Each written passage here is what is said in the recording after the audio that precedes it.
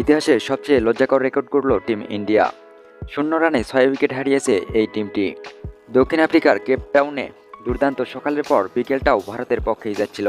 Test সিরিজের দ্বিতীয় ম্যাচের প্রথমে ব্যাট করতে নামা স্বাগতিকদের তারা মাত্র 55 রানে অল আউট করে দেয়।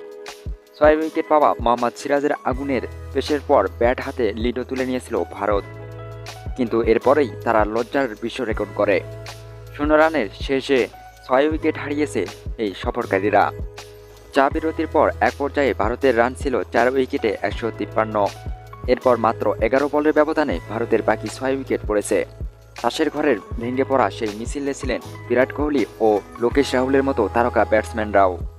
যদিও ভারতের হয়ে ব্যক্তিগত সর্বোচ্চ 46 রান এসেছে কোহলির ব্যাট থেকে। দ্বিতীয় টেস্টের মাত্র প্রথম দিন চলেছে, এরই মাঝে 20 উইকেট হারিয়েছে দুই দল। কিন্তু তখনও যে দিনের আরও কমপক্ষে 25 ওভারের মতো খেলা বাকি ছিল, ফলে প্রোটিয়ারা ফের দ্বিতীয় ইনিংসের ব্যাটিংয়ে নেমেছে।